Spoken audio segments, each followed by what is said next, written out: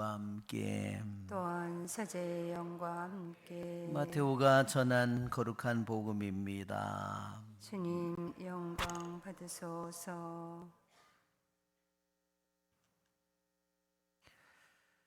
그때 예수님께서 제자들에게 말씀하셨다. 너희는 씨 뿌리는 사람의 비유를 새겨들어라. 누구든지 하늘나라에 관한 말을 듣고 깨닫지 못하면 악한 자가 와서 그 마음에 뿌려진 것을 빼앗아 간다. 길에 뿌려진 씨는 바로 그러한 사람이다. 돌밭에 뿌려진 씨는 이러한 사람이다. 그는 말씀을 들으면 꼭 기쁘게 받는다. 그러나 그 사람 안에 뿌리가 없어서 오래가지 못한다.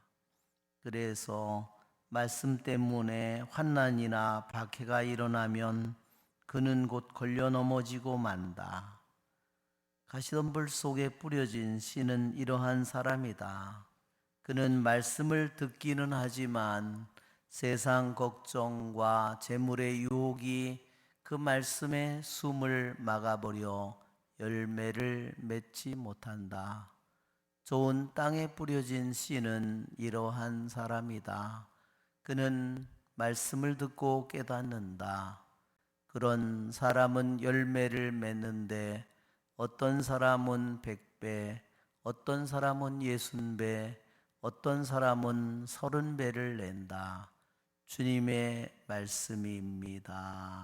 그리스도님 참여합니다. 앉으십시오.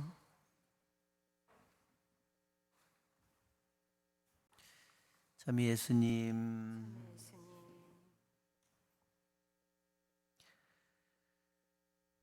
오늘 독서의 말씀에 탈출기의 말씀에 주님께서 너에게는 나 말고 다른 신이 있어서는 안 된다.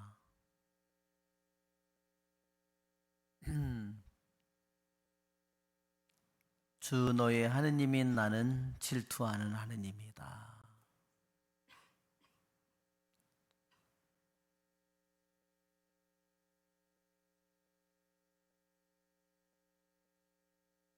이 질투한다는 이 말은 또는 다른 말로는 불타는 열정의 하느님이라는 뜻이기도 합니다.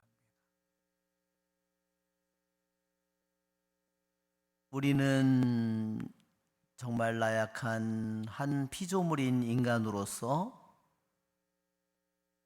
우리는 때로는 내가 다른 사람에 대해서 내가 질투하고 내가 시기하고 그런 마음을 갖기도 하지만 하느님이 질투하는 것은 전혀 차원이 다른 겁니다.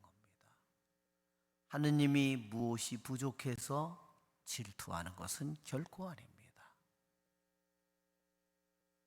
우리들의 질투는 피조물로서 나를 상대방과 비교해서 질투하고 열등감을 갖고 시기하는 것이죠. 그러나 하느님은 누구와도 비교할 수 없는 존재입니다. 그분은 어떤 피조물과도 비교할 수 없는 창조주 하느님입니다.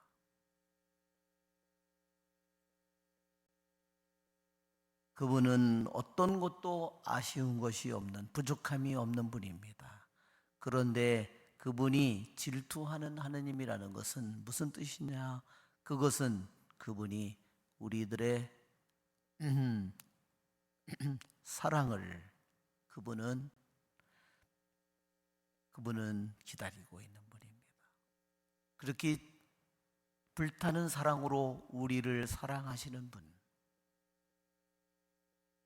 그분이 뭔가가 부족해서가 아니라 그분은 먼저 나를 불타는 사랑으로 당신의 모든 것을 바쳐서 나를 사랑하는 분이다. 그것이 질투하는 하느님의 뜻이에요.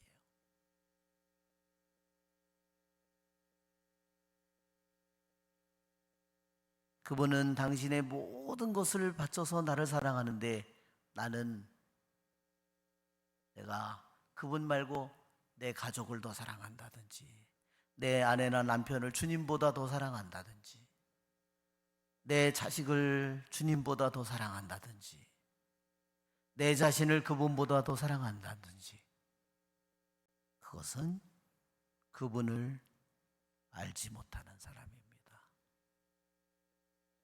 그분을 질투하게 하는 죄를 짓는 자입니다.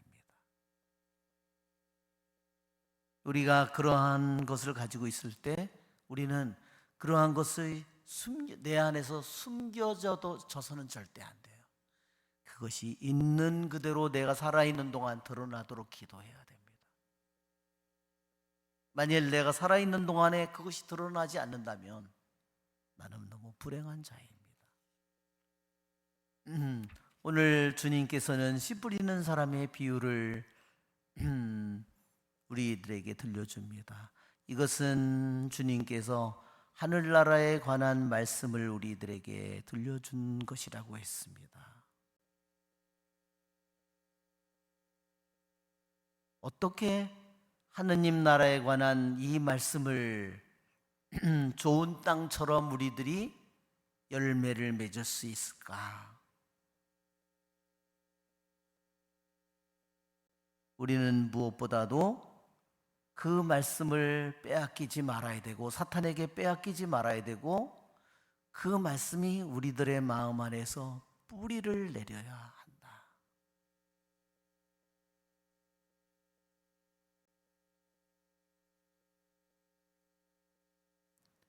뿌리는 어떻게 내리죠? 뿌리는 하루하루 매일매일 뿌리를 내립니다. 땅 속으로 점점 깊이 들어가죠.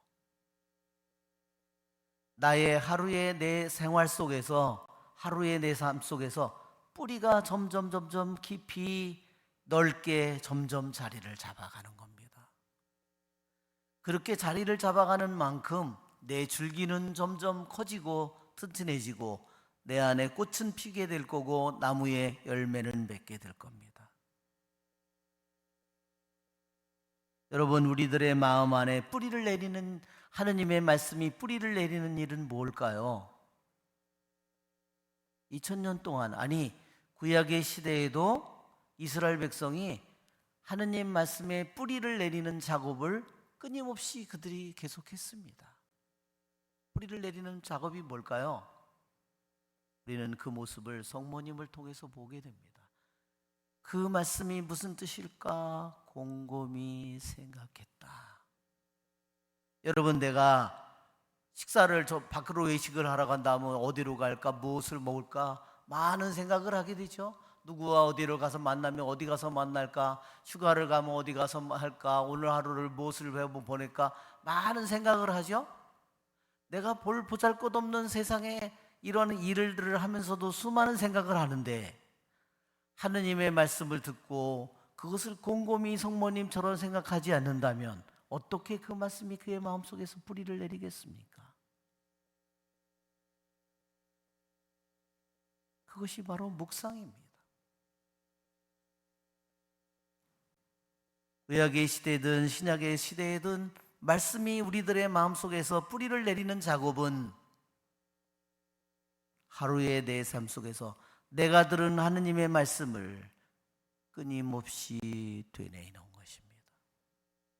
내가 들은 오늘 말씀 중에서 내 마음속에 떨어진 어떤 내 마음속에, 그것이 가시덤불이면 가시덤불, 돌밭이면 돌밭, 뿌리면 뿌리,